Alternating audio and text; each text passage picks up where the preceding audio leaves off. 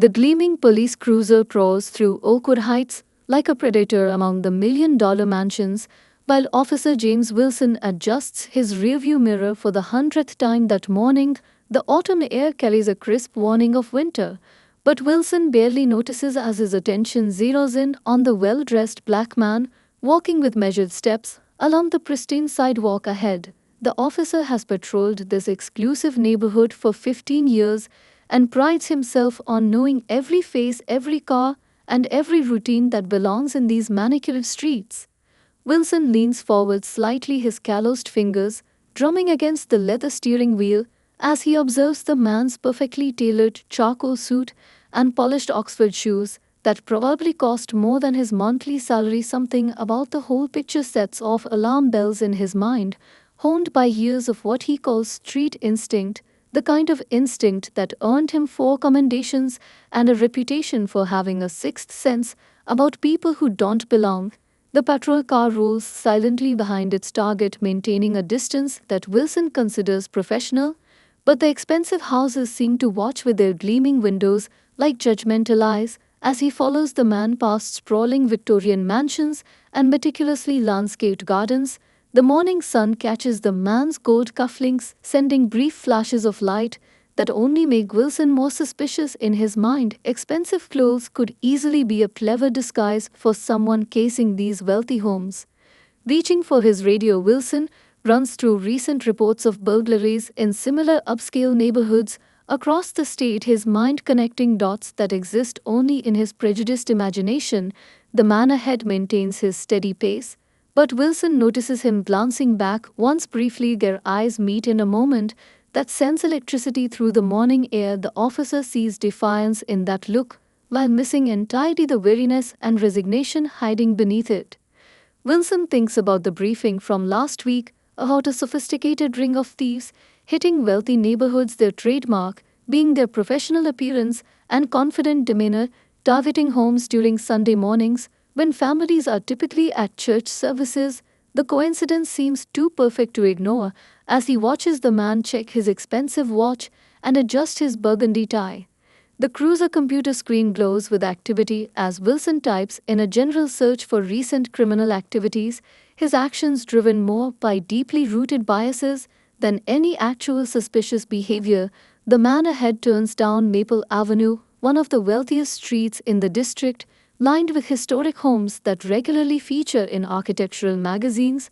Wilson notices the man slow his pace slightly to admire one particularly grand estate, setting off another round of internal alarms. Pressing his foot slightly harder on the gas pedal, Wilson closes the distance between his cruiser and the suited man while reaching for his body camera to ensure it's recording. He convinces himself that this is exactly how the reported burglaries started, with well-dressed criminals blending in and studying their targets, hiding behind expensive suits and confident smiles. His years of ingrained prejudices blind him to the simple truth walking before him.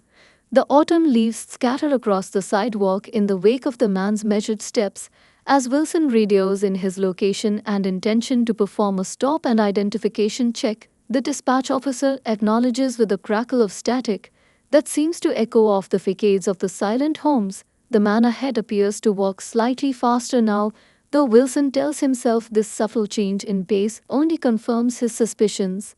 Sunlight glints off the patrol car's polished hood as Wilson finally makes his decision, flipping on his emergency lights while carefully watching the man's reaction through narrowed eyes. The red and blue flashes paint the peaceful street in urgent colors, disturbing the quiet Sunday morning routine of Oakwood Heights. Wealthy residents who begin to peer out from behind designer curtains and ornate bay windows, creating an audience for what Wilson believes will be another successful arrest, but is actually about to become a watershed moment in his career. The man stops with a dignified stillness that somehow makes Wilson even more certain of his actions as he pushes open his car door with practiced authority, his hand resting instinctively on his weapon while his boot crunches against fallen leaves, announcing his approach to what he doesn't realize is about to become the biggest mistake of his life. Marcus Thompson feels the weight of eyes on his back as he clutches his artisanal coffee from Bell Cafe, the same establishment he's visited every Sunday morning for 5 years. The warmth of the cup provides little comfort against the chill of being followed by the patrol car, creeping behind him like a shadow, refusing to fade in the morning light. The coffee is a special Brazilian roast that the owner Maria always prepares personally for him, discussing cases and community matters over the rich aroma. But today the familiar comfort of his morning ritual evaporates under the surveillance. His Italian leather briefcase feels heavier with each step as Thompson maintains his composure, drawing from years of experience in high pressure courtrooms and legislative sessions, where he learned that dignity often serves as the best armor against prejudice. He thinks about the three files inside containing draft legislation for police reform, irony weighing as heavily as the growing tension in the air behind him. The morning sun catches his Harvard law class ring, a reminder of achievements that seem to matter little. In moments like these, memories flashed through his mind of conversations with his father about navigating these exact situations, the careful balance of pride and prudence, the invisible rulebook every black man learns to follow regardless of status or success. Thompson adjusts his tie, a subtle gesture of defiance and self-respect, while feeling the patrol car edge closer. His mind's already documenting every detail with the precision of the skilled prosecutor. He is knowing that each moment could become crucial evidence. The pristine sidewalks of Oakwood Heights stretch before him like a stage where this all too familiar drama unfolds. Thompson passes the Williams residence, where just last week he attended a fundraiser for the governor's re-election campaign, the same governor who would be shocked to see one of his most trusted advisors being stalked by law enforcement in his own neighborhood. The coffee in his hand has cooled, but Thompson barely notices as he maintains his measured pace, refusing to show the anxiety building beneath his collected exterior. Through the reflection in the storefront windows, Thompson catches glimpses of the police cruiser, its presence an unwelcome companion on what should have been a peaceful Sunday morning. He considers his options, weighing them with the same analytical precision he applies to complex legal cases. The weight of his position as Attorney General sits heavy on his shoulders, not just as a title, but as a responsibility to handle this situation in a way that might create meaningful change. Thompson thinks about his mother, a civil rights attorney who helped break barriers in the 60s. Her voice echoes in his mind, reminding him that sometimes the most powerful statements are made by simply standing your ground with dignity. He remembers her words about how education, success, and status don't shield you from certain realities, they just give you better tools to fight back. His hand tightens slightly around the coffee cup as he feels the situation about to escalate. The morning joggers and dog walkers have disappeared from the streets, as if sensing the tension building in their usually peaceful neighborhood. Thompson notices Mrs. Henderson, his neighbor of 3 years, quickly ushering her children inside. As the police cruiser edges closer, her eyes meet his, briefly communicating a mix of concern and embarrassment before her door clicks shut, the sound echoing in the unusually quiet street. Years of prosecuting cases flash through Thompson's mind, each step now measured not just in distance but in potential impact. He thinks about the young law students he mentored last week, discussing the importance of maintaining composure under pressure, never imagining he'd be providing such a vivid example so soon. His phone feels heavy in his pocket, containing contacts that could end this situation with a single call. But Thompson knows sometimes the greatest changes come from letting events unfold. The familiar path home suddenly feels like a gauntlet as Thompson senses the officer's growing impatience behind him, his mind already crafting the narrative that will eventually be presented in court, documenting each second with professional precision. The coffee cup in his hand becomes a prop in an unfolding drama that he knows will eventually have consequences far beyond this morning. The weight of responsibility settles on his shoulders, not just for himself, but for everyone who has ever found themselves in similar situations without the shield of title or position to protect them. Red and blue lights suddenly explode across the pristine white walls of the Victorian houses, shattering the Sunday morning tranquility. Officer Wilson storms out of his cruiser, barking commands with an authority that seems to grow louder with each step. His boots, scraping against the pavement, create a harsh sound that echoes through the otherwise silent street. Thompson stands perfectly still, his years of courtroom experience helping him maintain composure even as his morning coffee slips from his grasp, splashing across his imported Italian shoes and creating a dark stain that spreads like an ink blot across the pristine sidewalk. Wilson advances with his hand resting on his holster, a gesture Thompson recognizes from countless case files he's reviewed as Attorney General. The officer shouts demands for identification while rattling off statistics about recent burglaries in the area, his voice carrying a tone that suggests he's already decided guilt. Before any conversation can begin, Thompson slowly raises his hands following the choreography of survival taught to him by his father decades ago, when he was just a boy learning how to navigate a world that often presumed the worst about him. Residents of Oakwood Heights peer through their windows, some recording with their phones, while others hurriedly draw their curtains closed, not wanting to witness what everyone recognizes as a scene of racial profiling unfolding on their perfectly manicured street. Thompson notices his neighbor, Dr. Richards, standing frozen on his porch, morning newspaper forgotten in his hands. As Wilson continues his aggressive approach, the officer now standing close enough that Thompson can smell the coffee on his breath. "Keep your hands where I can see them," Wilson commands, his voice carrying the weight of 15 years of unchecked authority. Thompson complies while mentally noting every procedural violation, every unnecessarily aggressive gesture, and every word that will later become evidence in what he already knows will be a landmark case. The morning sun continues its climb, casting harsh shadows across the scene as Wilson demands to know what Thompson is doing in this neighborhood. Thompson speaks with measured clarity, explaining that he lives 3 doors down at 1542 Maple Avenue, but Wilson dismisses this information with a scoff that carries years of ingrained prejudice. The officer moves closer, maintaining an intimidating posture as he demands documentation, proof of residence, and detailed explanation of presence in what he repeatedly refers to as a high-value target area for sophisticated burglary operations. The growing crowd of onlookers becomes an unwitting audience to this display of power and prejudice. Some neighbors have emerged from their homes, recognizing Thompson from community meetings and social gatherings, their presence adding another layer of witnesses to the unfolding scene. Wilson either fails to notice or chooses to ignore the growing discomfort among the spectators as he continues his baseline of questioning, growing increasingly aggressive with each calm response from Thompson. Reaching slowly for his wallet, Thompson begins to speak about his position as Attorney General, but Wilson cuts him off with a sharp command to face the fence. Assuming the position, Thompson complies, his Harvard Law ring catching the sunlight as he places his hands against the cold iron fence, the same fence he had admired during evening walks for its historic craftsmanship, now becoming a prop in this modern display of prejudice. Wilson starts his pat-down procedure rough and unnecessarily thorough, while continuing to lecture about suspicious individuals casing wealthy neighborhoods. Thompson remains silent now, his mind already composing the legal framework that will emerge from this incident. Even as Wilson's hands roughly search his expensive suit jacket, the officer finding and removing Thompson's phone, wallet, and house keys, placing them on the ground with little regard for their value.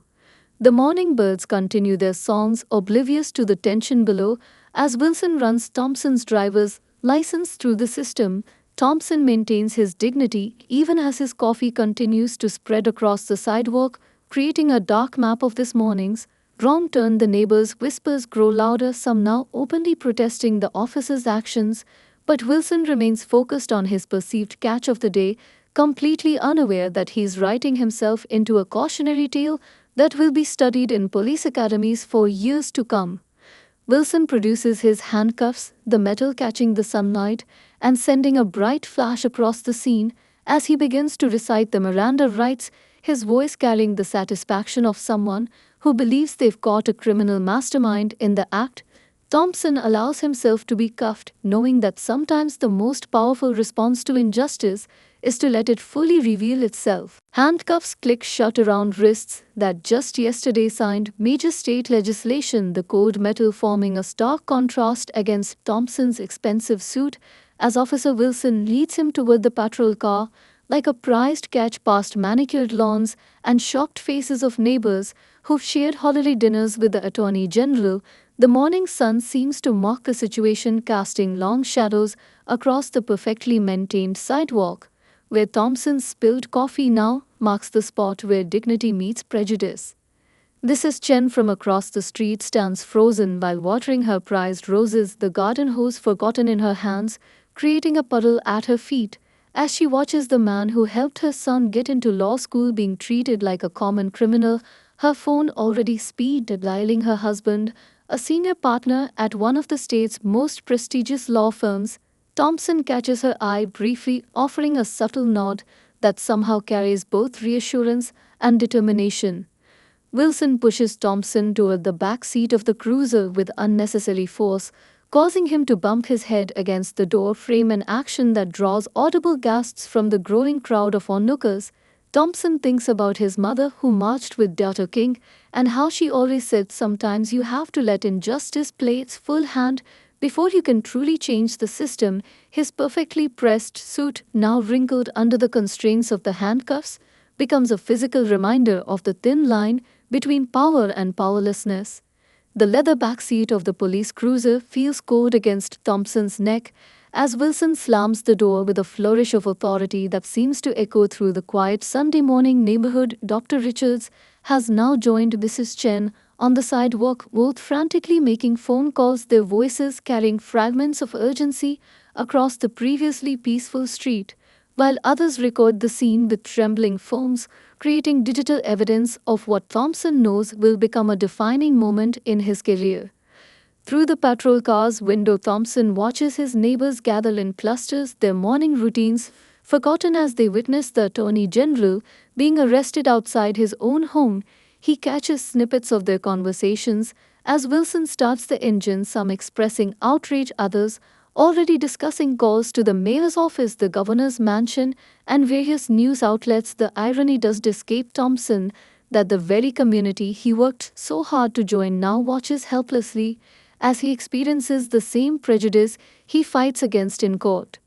Wilson adjusts his rearview mirror, catching Thompson's eye with a look that carries years of unchecked bias and assumption.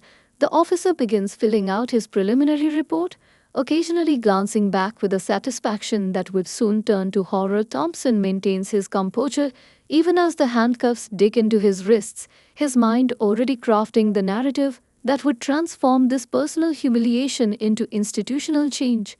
The patrol car pulls away from Oakwood Heights, leaving behind a community in upheaval. Thompson watches through the window as his house grows smaller in the distance, the American flag on his porch fluttering in the morning breeze, seeming to wave goodbye to the very justice it represents. He thinks about the speech he was supposed to give tomorrow at the State Bar Association about equal protection under the law, knowing that this incident would now provide the perfect opening paragraph. Silent, the cruiser makes its way through the city streets, passing restaurants where Thompson often dines with judges and legislators, coffee shops where he meets with community leaders, and the courthouse where his name appears on the dedication plaque, each familiar landmark now viewing his passage from a different perspective. The morning traffic parts around the police car, its occupants unaware they're witnessing the beginning of what would become a landmark case in police reform. Thompson sits straighter in the back seat, despite the discomfort of the handcuffs, his Harvard law ring pressing against his finger as a reminder of the journey that brought him here from the projects to the state's highest legal office. He recalls his father's words about how education can lift you up, but can't shield you from certain realities. The truth of those words now pressing against his wrists with the cold certainty of steel. Wilson continues driving, unaware that his prisoner is mentally preparing a lesson plan that would be taught in law schools for generations to come. The booking room buzzes with whispered chaos as Officer Wilson proudly escorts Attorney General Thompson through the station doors, the fluorescent lights casting harsh shadows across the scene, while Desk Sergeant Martinez drops her steaming coffee mug, creating a splash that echoes through the suddenly silent room. Veteran officers freeze in their tracks as recognition spreads across their faces like a wave of realization crashing against the shores of their professional careers. Wilson, oblivious to the growing tension in the room, begins his standard booking procedure with an air of superiority that seems increasingly misplaced with each passing second.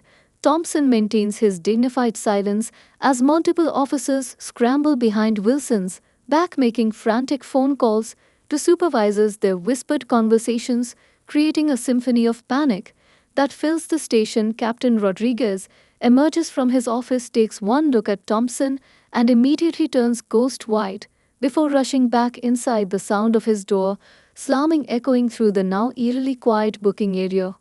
Phones begin ringing throughout the precinct, their combined chorus creating an urgent soundtrack to the unfolding drama as Wilson photographs Thompson from multiple angles, proudly documenting what he still believes to be a major arrest. Desk Sergeant Martinez frantically types at her computer, her eyes growing wider with each detail that appears on her screen about their distinguished guest, while other officers begin discreetly sending text messages to friends in the courthouse and media. Thompson stands perfectly still during the booking process, his expensive suit now wrinkled from the handcuffs, creating a stark contrast against the usual suspects that pass through these doors. Wilson continues his processing with mechanical efficiency, reading out charges that seem to grow more ridiculous with each word as they echo off the station's sterile walls. The night shift lieutenant paces nervously in the background, occasionally glancing at his phone as messages from increasingly higher-ranking officials begin pouring in. The mix of cologne and coffee that usually permeates the booking room gives way to an atmosphere thick with tension as more officers gather at the edges of the room, their faces showing a mix of horror and fascination while they watch their colleague unknowingly dig himself deeper into what they all recognize as a career-ending situation. Thompson catches fragments of their whispered conversations, some recognizing him from recent press conferences about police reform, others remembering his signature on their department funding approvals. Wilson starts fingerprinting Thompson, pressing each finger against the ink pad with unnecessary force, while rattling off department protocols about suspicious persons in affluent neighborhoods. His voice carries through the station like a testimony to his own prejudice as supervising officers gather in small groups, their hushed discussions punctuated by occasional glances of disbelief at the scene unfolding before them. Thompson allows himself a slight smile, knowing that every excessive gesture, every unnecessary command is being noted by the dozens of witnesses now present.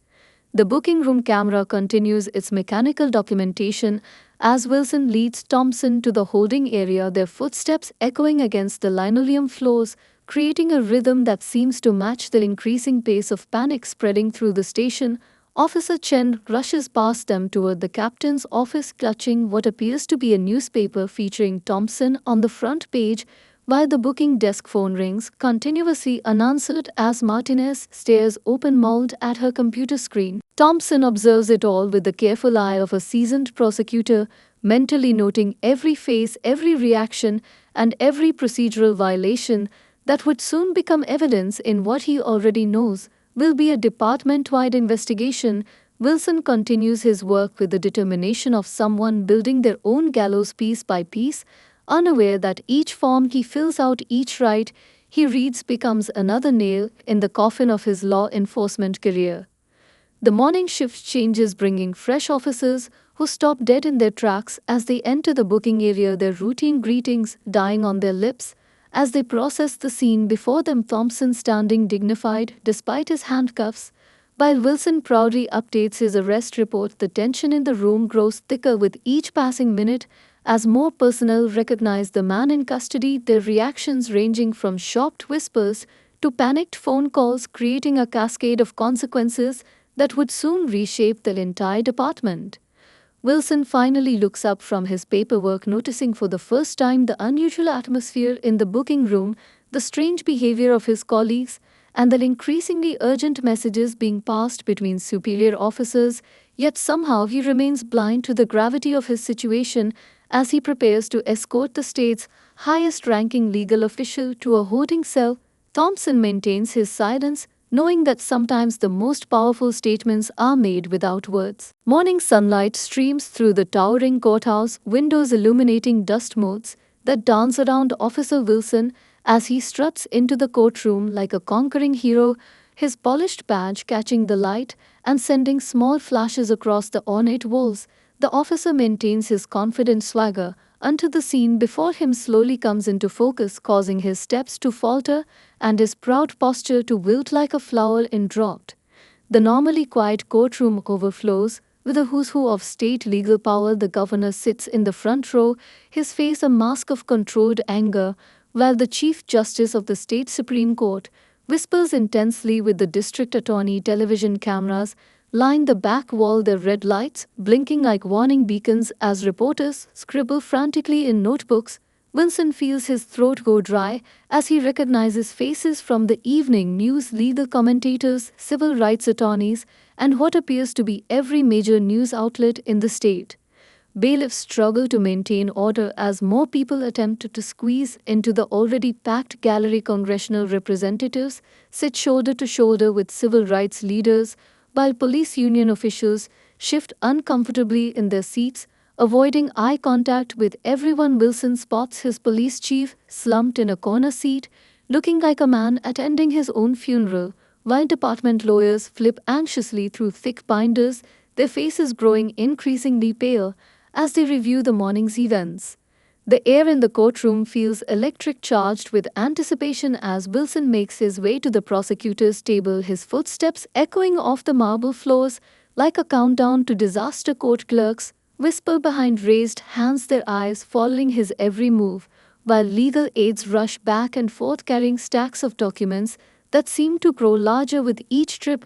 Wilson notices his hands trembling slightly as he arranges his paperwork, the same arrest reports that had seemed so righteous just hours ago now feeling flimsy and inadequate under the weight of so many legal eyes.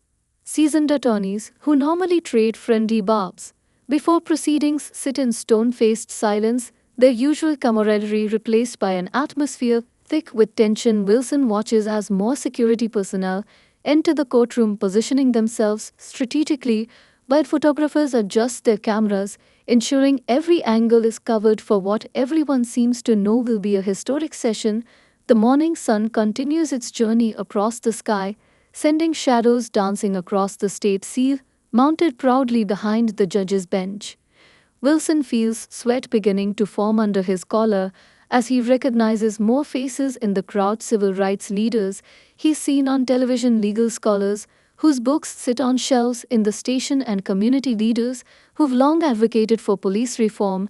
The officer finally notices his supervisor approaching, looking years older than he had just yesterday, his face carrying the weight of departmental consequences yet to come. The courthouse clock ticks loudly in the unusual silence, each sound seeming to echo off the wood-paneled walls as Wilson realizes that every person in the packed gallery, every camera lens, and every pair of eyes focuses on him with an intensity that makes him want to disappear to the floor.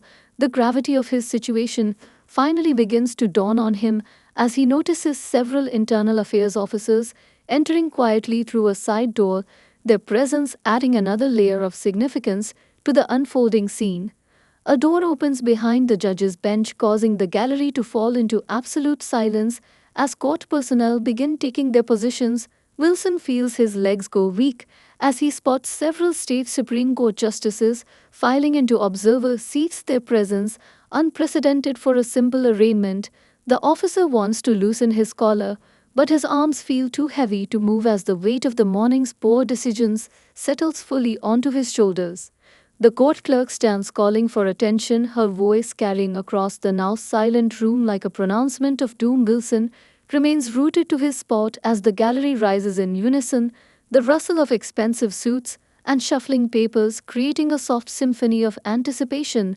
The morning light now fills the entire courtroom, as if nature itself wants to ensure every detail of what's about to unfold remains perfectly illuminated for the history books that will certainly record this day. The judge announces the defendant, Marcus Thompson, Attorney General of the states, steps forward, and a collective gasp ripples through the courtroom as Wilson finally comprehends the magnitude of his error. Thompson moves with practiced grace to the podium, his wrinkled suit from the morning's arrest carrying more authority than any pristine judicial robe, while camera shutters fire in rapid succession, capturing every moment of this unprecedented scene.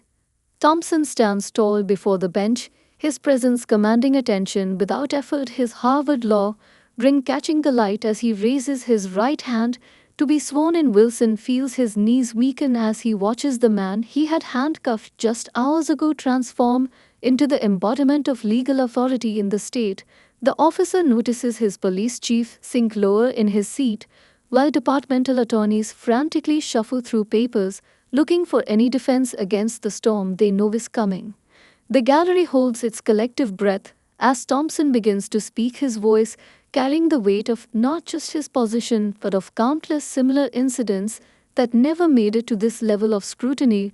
Wilson watches in horror as Thompson methodically recounts the morning's events, his detailed narrative painting a vivid picture of racial profiling that seems to physically pain the judge, who removes his glasses multiple times to rub his temples in disbelief.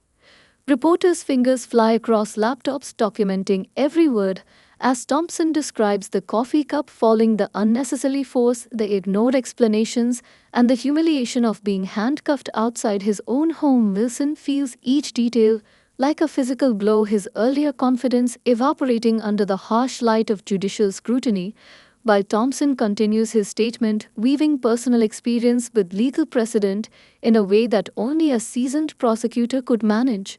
The Attorney General produces his credentials from the evidence bag, laying them carefully on the judge's bench like pieces of a Downing puzzle, his state bar card, driver's license, and official identification, creating a silent testimony to Wilson's monumental error. Thompson then removes his suit jacket, revealing the marks left by the handcuffs on his wrists, marks that seemed to glow under the courtroom's fluorescent lights, causing several jurists in the gallery to shake their heads in visible disgust. Wilson watches as his supervisor approaches the bench carrying internal affairs documents that somehow materialized within hours of the incident. The morning light now feels harsh and accusatory as it streams through the courthouse windows, illuminating the growing pile of evidence that documents not just this incident but a pattern of similar stops in the neighborhood.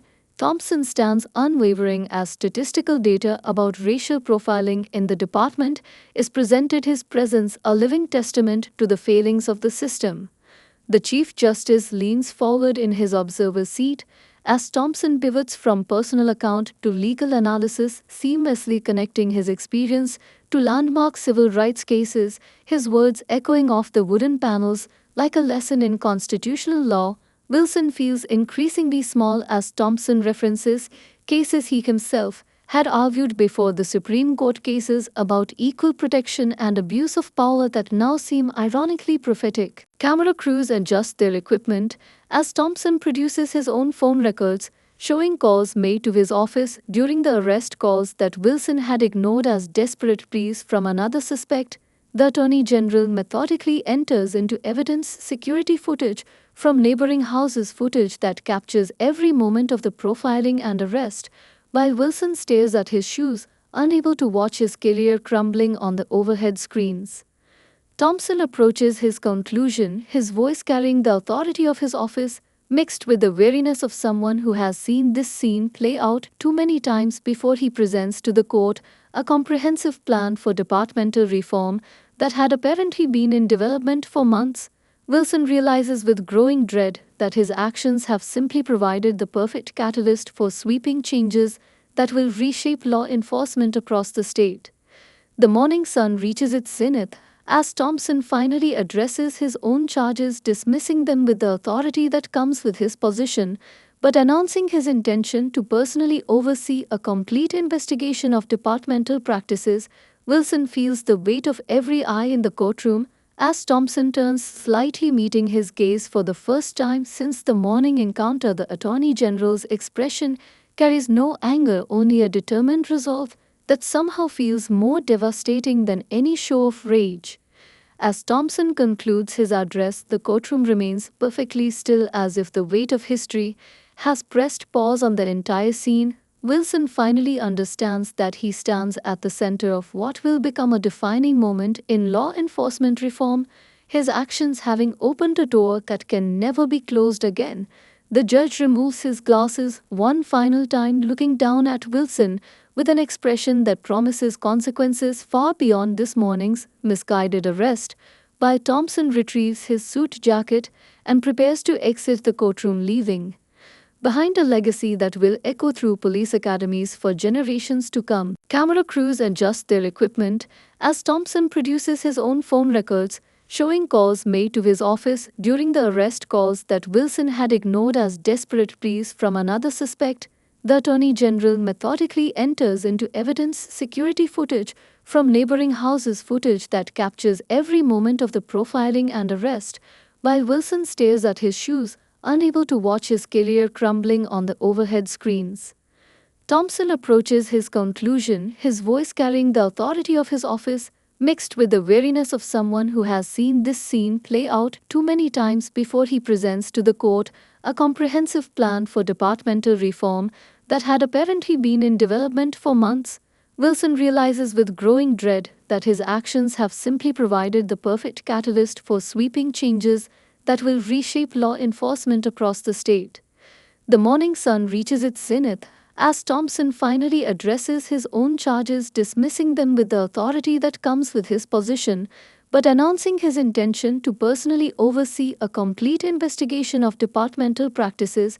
Wilson feels the weight of every eye in the courtroom as Thompson turns slightly, meeting his gaze for the first time since the morning encounter. The Attorney General's expression carries no anger, only a determined resolve that somehow feels more devastating than any show of rage. As Thompson concludes his address, the courtroom remains perfectly still, as if the weight of history has pressed pause on the entire scene. Wilson finally understands that he stands at the center of what will become a defining moment in law enforcement reform, his actions having opened a door that can never be closed again. The judge removes his glasses one final time, looking down at Wilson with an expression that promises consequences far beyond this morning's misguided arrest. While Thompson retrieves his suit jacket and prepares to exit the courtroom, leaving behind a legacy that will echo through police academies for generations to come. Thompson addresses the court with the eloquence of a man who has argued before the Supreme Court multiple times, his voice carrying through the packed courtroom like a masterclass in constitutional law. While camera shutters create a constant background rhythm, documenting every word, gesture, and reaction for tomorrow's headlines, he begins by laying out a devastating timeline of racial profiling incidents within the department, pulling data that makes Wilson sink further into his chair with each statistical revelation. The Attorney General produces surveillance footage from his own security system, showing dozens of similar incidents in his neighborhood, footage that had been quietly collected over months as part of a larger investigation into departmental practices. Wilson watches in horror as his own pattern of behavior emerges on the giant screens, moments when he followed other minorities, questioned their presence, and conducted stops without probable cause, all captured in high-definition detail that leaves no room for denial. Thompson moves methodically through his presentation like a surgeon dissecting decades of systemic issues, his evidence expanding beyond this single incident to reveal a deeper pattern of discriminatory practices within the force. Senior officers in the gallery shift uncomfortably as Thompson references internal memos, emails, and department statistics that somehow found their way to his office. Wilson realizes with growing dread that his arrest of the Attorney General merely provided the perfect opportunity to unveil an investigation years in the making. The gallery sits transfixed as Thompson introduces testimony from other residents of Oakwood Heights, prominent citizens who've experienced similar treatment but lacked the power to challenge it effectively. Wilson recognizes faces from his patrol route, successful professionals whose complaints he had dismissed, now appearing as witnesses in what is rapidly becoming a landmark case against the department. Dar Richards steps forward to recount his own experiences, while Mrs. Chen describes witnessing numerous suspicious stops from her garden. Thompson produces his torn suit as evidence, handling the garment like an artifact from a civil rights museum, the fabric still carrying coffee stains from the morning incident. He methodically documents every procedural violation, every ignored statement, and every unnecessary use of force, his words painting a picture of systemic failure that seems to physically pain the judge, who has abandoned any pretense of neutrality and now watches the proceedings with visible concern. Charts and graphs appear on the courtroom screens showing racial disparities in traffic, stops, arrests, and use of force incidents. Wilson watches his own statistics appear, highlighting a pattern he had never acknowledged to himself, as Thompson overlays them with demographic data that makes the bias impossible to ignore. The Attorney General seamlessly connects these numbers to national trends, creating a narrative that transcends this single incident. Legal analysts in the gallery frantically take notes as Thompson unveils a comprehensive reform proposal that would restructure police training, introduce new oversight measures, and establish community review boards. Wilson realizes that this plan must have been waiting in the wings for months, perhaps years, ready to be implemented at the perfect moment, his actions having provided the catalyst needed to push through sweeping changes. Thompson calls forward civil rights experts who testify about the psychological impact of racial profiling, their academic expertise adding weight to the personal experiences being shared. Wilson notices his fellow officers in the gallery growing increasingly uncomfortable as body camera footage from multiple incidents plays on the screens, their own biased behaviors now exposed under the harsh light of judicial scrutiny. The Attorney General presents evidence of similar incidents across the state, connecting them to national patterns and legal precedents, his argument building like a perfectly orchestrated symphony toward an inevitable conclusion. Wilson watches as Thompson introduces draft legislation that would require implicit bias training, monthly review of stop statistics, and mandatory community engagement programs for all officers. As the presentation continues, Wilson notices internal affairs investigators taking detailed notes, where department lawyers appear to have given up any pretense of mounting a defense. Thompson produces documentation showing how previous complaints had been ignored or buried, his evidence creating a damning picture of institutional failure that extends far beyond any single officer or incident. Thompson concludes his presentation by directly addressing the broader implications of the morning's events, his words resonating through the courtroom like a call to action. He announces the formation of a special task force to investigate discriminatory practices across all state law enforcement agencies. Wilson realizes that his actions have unknowingly triggered a complete overhaul of policing practices that will ripple through departments nationwide. The Attorney General turns finally to face Wilson directly, his expression carrying no hatred, only a determined resolve to ensure that the morning's humiliation serves a greater purpose. Cameras flash capturing the moment as Thompson announces his intention to personally oversee the implementation of new training programs, using this incident as a case study in the consequences of unchecked bias. Wilson feels the weight of history settling onto his shoulders as Thompson outlines how this encounter will become required learning for every police cadet in the state. In the following weeks, the incident sparks unprecedented reform throughout the state law enforcement system as headlines continue to dominate news cycles across the nation. Thompson stands at the governor's podium watching as sweeping legislation is signed into law, while Wilson sits through mandatory retraining sessions, his experience becoming a cautionary tale taught in police academies from coast to coast. The reforms spread like ripples in a pond, touching every aspect of law enforcement. Training departments scramble to implement new protocols as Thompson's task force begins systematic reviews of police practices.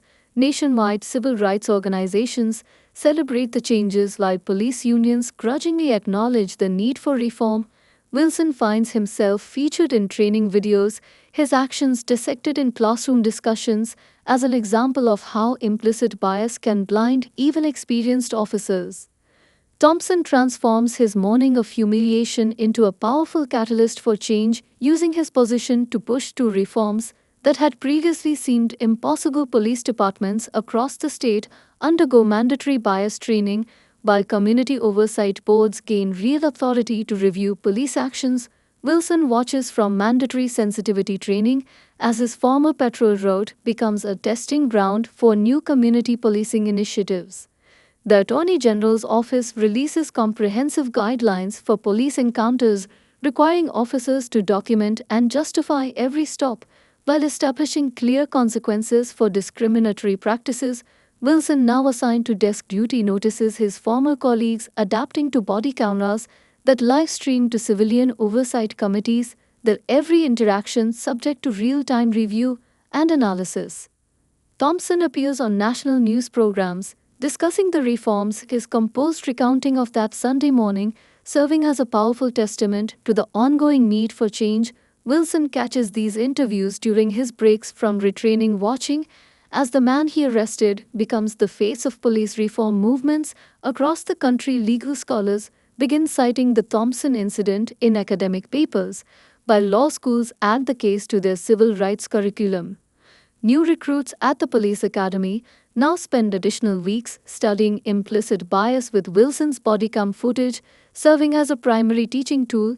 Thompson personally appears at training sessions, sharing his perspective and working to bridge the gap between law enforcement and minority communities. Wilson, required to attend these sessions, watches as future officers learn from his mistakes. The reforms reach beyond individual departments, affecting everything from hiring practices to promotion criteria. Thompson establishes a statewide database tracking officer interactions and identifying potential patterns of bias. Wilson finds his own statistics permanently archived as researchers study the impact of unconscious prejudice on law enforcement decisions. Community leaders and police officials begin regular dialogue sessions in Oakwood Heights and similar neighborhoods across the state, working to build trust and understanding. Thompson chairs these meetings, bringing together residents and officers in conversations that would have seemed impossible just months before. Wilson observes these sessions from the back row, slowly gaining new perspective on the community he once patrolled. Thompson leverages the incident to secure funding for advanced training programs, incorporating virtual reality simulations that help officers recognize and overcome their biases. Wilson and his colleagues spend hours in these programs, experiencing encounters from multiple perspectives, while data analytics track their decision-making patterns for further analysis. The Attorney General establishes a scholarship program for minority students interested in law enforcement careers, using his experience to inspire a new generation of officers committed to equitable justice. Wilson watches as diverse recruits begin filling academy classes, their presence slowly changing the demographic makeup of the force. National police organizations adopt variations of Thompson's reforms, as similar incidents in other states highlight the urgent need for change. Wilson notices his story appealing in training materials across the country, his morning of misplaced suspicion becoming a turning point in modern police history. Thompson continues his Sunday morning walks through Oakwood Heights, now accompanied by community police officers who engage with residents and demonstrate new approaches to neighborhood safety. Wilson, restricted from patrol duty, learns to recognize how his former attitudes contributed to community tensions. As the first anniversary of the incident approaches, Thompson stands before Congress, testifying about the success of the reforms and pushing for national standards. Wilson watches the testimony on the break room television, reflecting on how his actions inadvertently sparked a revolution in policing, while department statistics show dramatic improvements in community relations and officer accountability. The morning coffee shop where it all began becomes a symbolic meeting place, where Thompson regularly hosts discussions between officers and community members. Wilson, now part of the department's community outreach program, sometimes attends these sessions, listening as residents share their experiences and officers learn to see beyond their preconceptions. Thompson ensures the reforms continue evolving, using data analytics and community feedback to refine training programs and accountability measures. Wilson, completing his mandated retraining period, begins sharing his story with new recruits, his first-hand experience serving as a powerful reminder of the importance of confronting unconscious bias in law enforcement.